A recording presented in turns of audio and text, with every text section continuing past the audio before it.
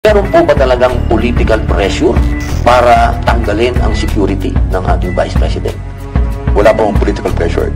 Ang ginagawa po natin is really to rationalize po yung deployment ng PNP natin. Hindi lang lahat po, tinanggalan po natin because we don't see any threat sa mga bantao. In the case of the Vice President, do you think may threat sa kanya o wala? Sir, wala po siyang threat. Are you sure wala siyang threat sa buhay niya? Thank you, General Marbel.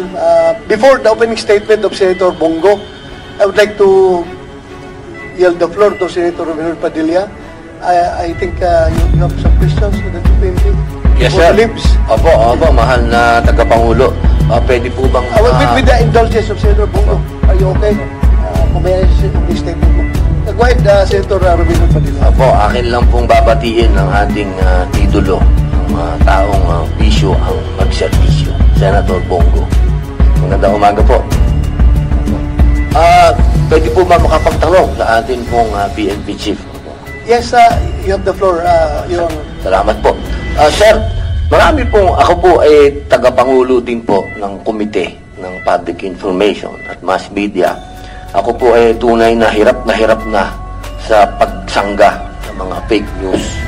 Ako naman po ay nagpapasalamat sa pamunuan ng PNP at laging maliwanag naman po ang inyong pagbibigay ng impormasyon. Nagkakataon lamang po na imbis yung paliwanag ninyo ang naririnig, mga vlogger na hindi natin maintindihan. Ngayon po sana magamit po natin ang pagdinig na ito upang linawin lang po ang isang bagay. Medyo hindi po ito. Ako po nagpapasalamat po ako sa inyong statement kanina patungkol po dito. Ito lamang po side lang pong tanong. At ito naman po nasa inyo po bilang resource speaker po namin, nasa inyo po kung gusto niyo pong sagutin o hindi. Narinig ko na rin naman po at nabasa ko na rin po yung inyong statement na ayaw niyong magsalita. Pero baka po dito po ngayon mas maganda maging maliwanag po sa ating mga kababayan. Pero kung ano man po kung gusto niyo pong sagutin o hindi, wala pong problema. Opo, hindi po namin yung personalin. Karapatan niyo po yun. Kaya lang po, baka lang magamit natin itong pagdinig na ito para malinaw po. Tinatanong po talaga ng taong bayan na hindi lamang po ang masasabi nating alam nyo naman, hati ang ating bayan Pero lahat nagtatanong dito, ano po ba ang katotohanan? Meron po ba talagang political pressure para tanggalin ang security ng ating Vice President? Nasa inyo po yan, sir, kung gusto nyo pong sagutin o hindi. You will respond, Chief PNP. Thank you, our Senator. That's yun po yung sinabi nyo. Wala pong political pressure. Ang ginagawa po natin is really to rationalize po yung deployment ng PNP natin. And we have to make sure, no po, sabi po nila, alam mo, sir, ang nangyari po, not only the Vice President, our Vice President na nagalit po sa atin, at kalim po na it's a political, no, not even. Marami po kami tinanggalan. Even yung mga classmate ko, ng mga general, sabi ko, it's a time na talagang we have to rationalize. And in fact, we have already made yung sa policies natin na kung may mga threat, yung mga, when they retire, kasi may mga threat, is only about 6 months. And afterwards, they can ask kung meron po talagang threat. And we have to make sure, ang deployment po, we have to reframe po yung kasi, yung term po natin, VIP, ang security. No, there's no term as VIP.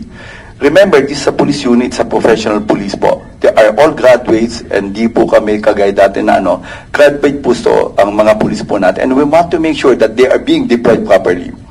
Tinanggal po natin yan because ang gusto po natin, we have to professionalize po yung PSPG and make sure na dalawa po yung criteria.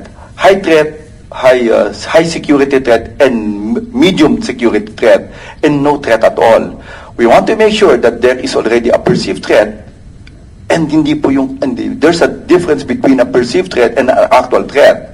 Dati kasi, VIP ang tawag natin, that's a perceived threat. Kaya nga sinasabi po natin, and we have to rationalize and we have to change our policies regarding po dun sa deployment ng tao. Kasi ang sasabi ko nga, we need more people on the ground.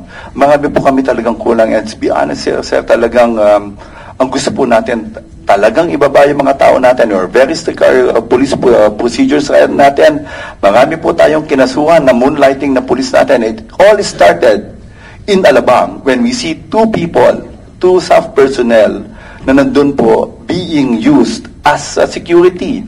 And dahil po nga doon, bakit nangyayari doon? And we have to rationalize our people. We have to account them. They want to make sure. And with regard po doon sa iba, hindi lang lahat po, tinanggalan po natin because we don't see any threat dun sa mga bantao. At ang sinasabi ko nga, kung meron pong reason, ibibigay po natin. Second, But in the case of the Vice President, do you think may threat sa kanya o wala?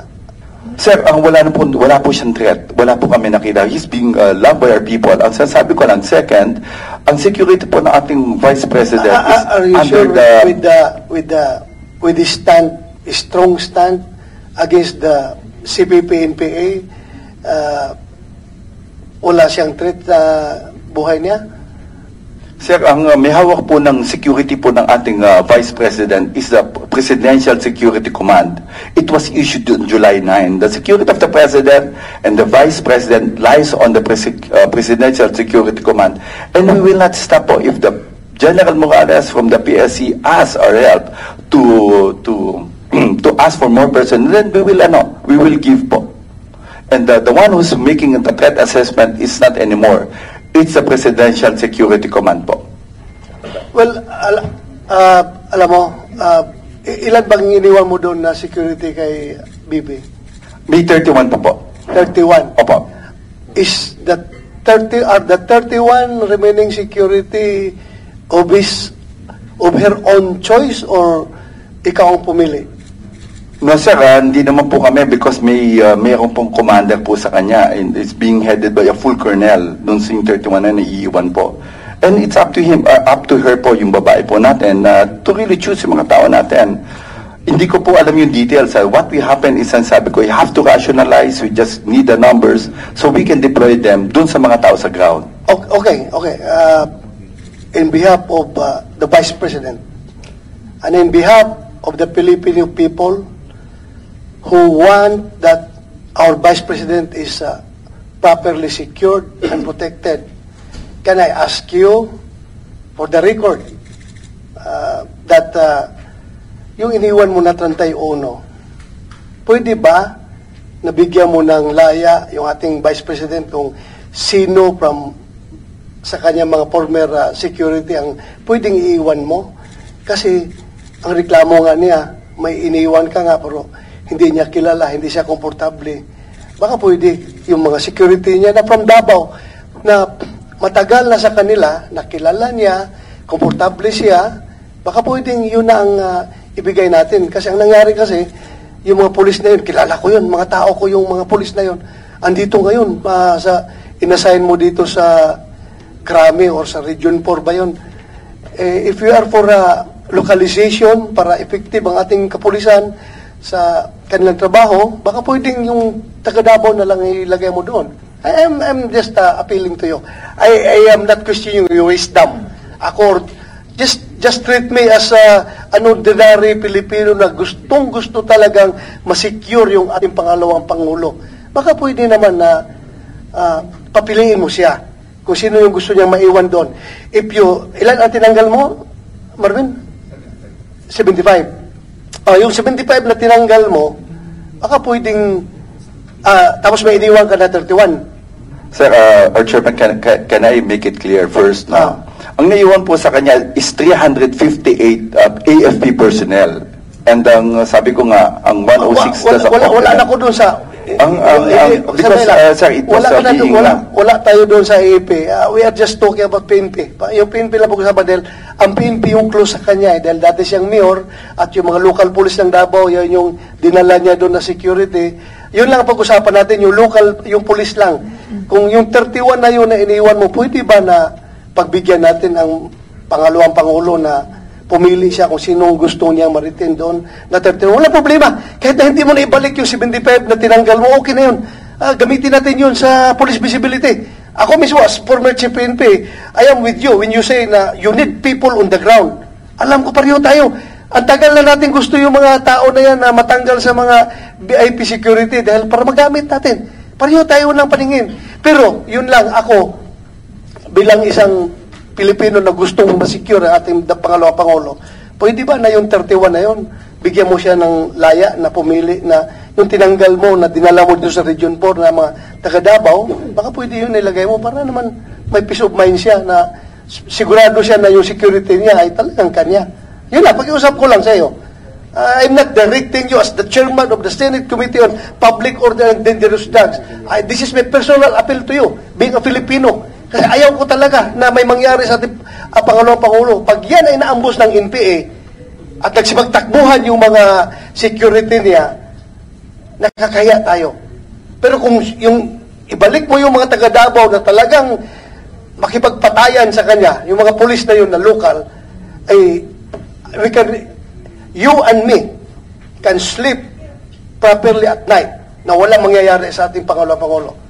That's my assurance to you. Kaya balik mo yun. Kaya ako nakiusap sa iyo. Yun lang, appeal to you. Na pwede balik yung mga taga Davao. Kahit na yung 31 lang. Yung 31 na sinabi mo iniwan, palitan mo yun ng mga trusted niya, nakilala niya. Yun lang, pakiusap ko sa iyo. If I may, Mr. Chair, no. Itong 31 na naiwan na GPNP, choice to ng Vice Presidente o kayo na po ang pumili dito? Bago na po ba sila? Chairman, no, hindi ko kasi nakita. It's only the 106, no, the personnel na nakatalaga po kay VP in addition dun sa 358 na AFP. Ang 106 na yan, I really hindi po sila kilala. Ang sinasabi ko lang, we have to reduce our personnel. Based dun sa recommendation po ng PSPG Commander, na I have to talk to these people and talk to the Chief of Staff of the VP kung tama po yung numbers, no? But if you ask me for the details, I don't know these people, hindi ko po sila kilala kung sino po naiwan. Ang sinasabi ko lang, this is inadequate na 31 po ang ibigay namin. But if kung sinasabi niyo po, it will help, then let it be po. We have hindi mo po kami nag-argumentative with regard po sa security. If it will help, if we can add, it really depends on the VP, of course. Yung head po ng security niya, yung PSC po, si General Morales, then let it be po. Paki-check naman na GPNP kung itong mga naiwan, choice ba niya? Tama yung sinabi ni Chairman Bato. Choice niya ito o kayo ang pumalit bago na po itong mga to? Chairperson, hindi ko po, number one, I don't have yung kilala po. Ang sinasabi ko lang, out of the 106, kasi I assume na yung tao niya po, yung 106 na yun. Then, ang sinasabi ko, I have to reduce based dun sa recommendation natin na wala po siyang threat. Kasi, ang sabi ko nga, ang PNP is just an augmentation of the security being given by the Presidential Security Command. Kung sinasabi po natin na makakatulong po, then let it go. And we will help in securing the Vice President po. Wala na bang naka-deploy ngayon na PSPG sa mga negosyante lang? Ang sinasabi ko, sir, may mga high threat po at pinatanggal ko po. If you will look at the numbers, pinatanggal ko po lahat. Basta ako, General Marvel, high security threat pa rin yung ating Pangalawang Pangulo. You may question my opinion, but that's my own opinion.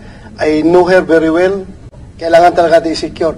So, yun lang pag-iusap ko, kahit na hindi mo na ibalik yung the same number na tinanggal mo, palitan mo lang ibalik mo lang yung mga taga Davao na palagay ang kalooban niya, at tanggalin mo na lang yung hindi niya kilala na yung naiwan sa 31. I know, it's no longer your job dahil alam ko as Chief PNP, you will deal on policy statements na lang doon sa mga commanders mo on the ground. Hindi ka nagsasabi ko, ito tanggalin mo, ito iiwan mo. That's not your job anymore. Pero ito lang, I am just appealing to you, panirating ko lang sa'yo. Kung pwede, balik mo. Can I get your commitment? Of course, our chairperson. Thank you very much. Salamat.